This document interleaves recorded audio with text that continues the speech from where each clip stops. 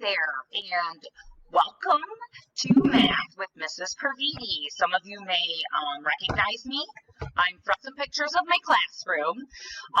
So as you can see, my desk is set up, and I have a little table in the back and a spot for their binders. I like to give them the option to turn things in or keep it with me if it's not homework. We play games and conference in the back as well. Here's another view from the front of the classroom. So I have students seated. I try to keep each one at their own table. This is a smaller class. I have 15 or less in each. And then over here is the agenda board. So this is just like my Google Classroom. It's listed Monday through Friday, what we do. There's extra copies in the classroom, paper copies. And then also it's on Google Classroom. So I have everything listed in two places always, so that it is easy for students to access when they need materials. So just getting into some of the information for both of the Geometry and Algebra 2 classes. So the responsibilities of students is to be respectful, to be on time. I ask them to be prepared, have their notebook out. They know how our day starts. We start with a riddle, and then we do a warm-up. And then if there was homework the day before, that should be out. So that's the be prepared piece, and they've been great about it. And then also just do your best.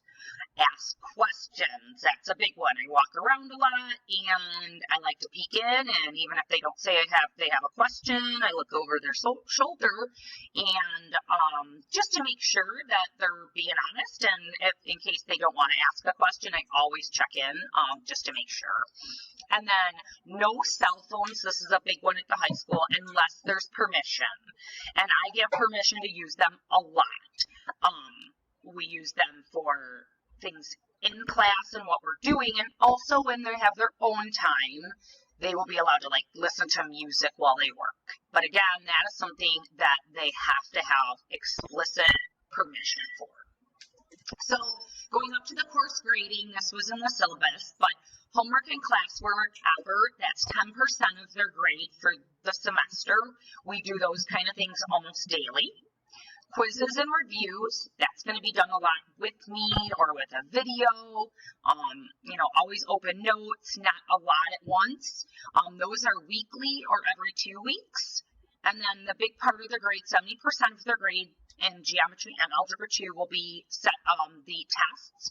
There's the multiple choice portion and the open response portion. In my particular classes, I chunk things and we do smaller sections. So I give an assessment over a few days, maybe 2 days or 3 days, depending, where we review and then take it.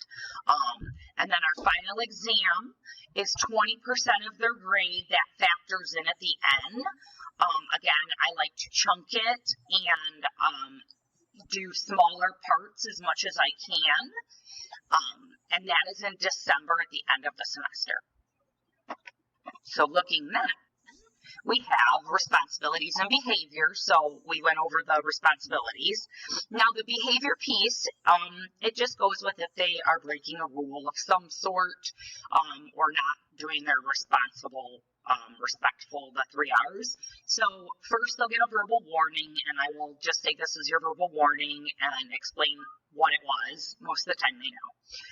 Next, they obviously get a second verbal warning, and then they know with a second one that I will email or call home.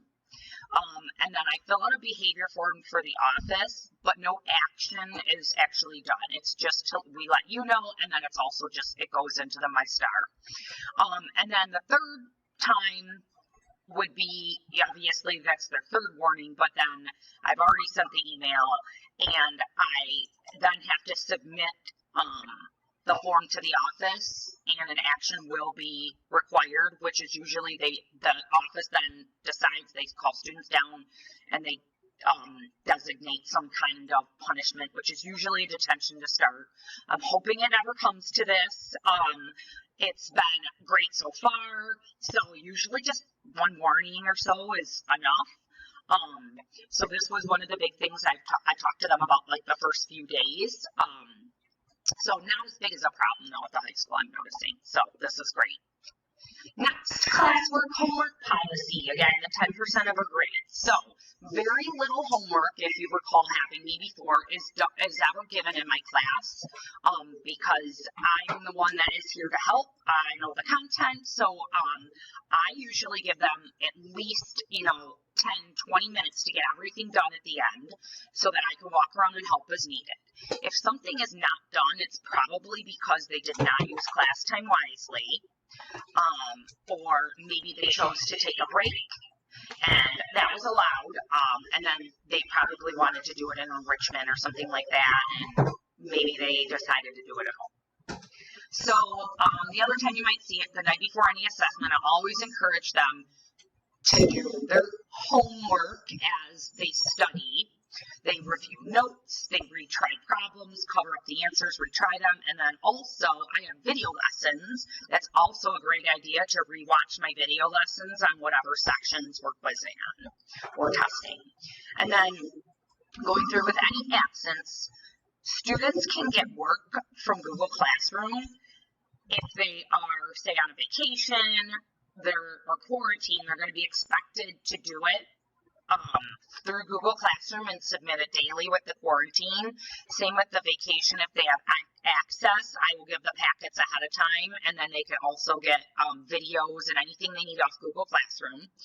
And so if it's just a regular sick day, or whatever it is, if they're well enough, they can do it at home, and if not, they get one extra day, the date, how many days they were absent, just plus an extra day for the extended time accommodation, in case they need help on it.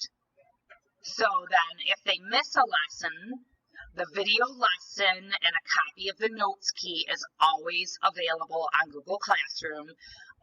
And also the notes key, the paper copy of that, is always in my classroom as well. But Google Classroom will have a lot of what they need for whatever the reason is. But just want to make sure we go over that. There's only 10 absences allowed at this level before they're subject to losing the credit for the class, so we don't want it to get to that. Obviously, the quarantine is factored into that, so it's not as, if they're, sent out for that, that doesn't count towards it. But everything is on Google Classroom for the homework and classwork kind of stuff, if they ever need it. Technology, we talked a little bit about this, but again, students are encouraged to bring it to school. I said tablet, Chromebook, phones. We're going to do a lot of work online, especially reviews. I like to put them into Edpuzzle, which is a website that they work with, and it's me giving the video and asking questions. And then also I love to do fun activities like escape rooms or other things instead of the paper pencil. But the big thing with this is, again, they have to ask permission or be told when and what they're using the technology for. So this is the only time we skip the consequences. Anytime a student's using technology, and it's usually going to be the phone in this case, without giving permission, or if they're supposed to be working and they're walking around and they're playing a game or using social media, they're only going to be given one verbal warning. And then if it happens again as I'm walking around or they're not using it appropriately, I just ask them to give it to me, and I take it to the office and they get it at the end of the day or when the office says they can. This is just, we're really having a problem with kids texting, emailing, and social media during class time. Also, sometimes the game, but usually those things. And so we just want to be cognizant of that and make sure, if they want to listen to music while they're working, that's totally fine. But we have to make sure we keep everything school appropriate, so we're not getting in trouble with that. And then supplies, we have these mostly taken care of. I supplied binders if students didn't have them, and tabs. They need paper, pencils and pens, a folder, and then a graphing calculator is an option to buy. eBay is the best place, in my opinion, to get one. You can get a used one at a discounted rate. However, I have them available in my classroom. Cell phones have an app that I posted on my Google Classroom. The only point is they can't use their cell phone on a quiz or a test or PSAT or SAT. They can't use their cell phone app. but I will always have them available in my class if they don't have their own. And then extra help, like I had said, I always post extra videos. I post my videos, all my video lessons. If a student is absent or needs to rewatch something for a review, that's always there for them. And then I always have copies of the note keys in my classroom and posted on Google Classroom. And then students can get a copy after we take our notes in class. I'd like them to try to follow along if they can't write as we fill them in, because mine are usually like fill in the blank and try it. That's totally fine. I ask them maybe to highlight or underline, and then I give them the teacher copy. My handwriting's not as nice as some of the students, but I try to make it legible. So those are some extra things that would help them. We talked about in class as well. So you can reach out to me at any time if you have questions or concerns, and I even mentioned this to the students and gave them this information. Please, email me if there's ever anything you have a question or concern about. That's fastest. If you want to call as well, I check my voicemail at the end of each day, and I return calls. So hopefully this helped a little bit and answered questions, and if you read through the syllabus, there was even more information in there. But I look forward to a great semester or even a full year with your student, and I'm very excited to be here. So I hope we have a great year, and again, just feel free to contact me if you ever need anything. I am always here.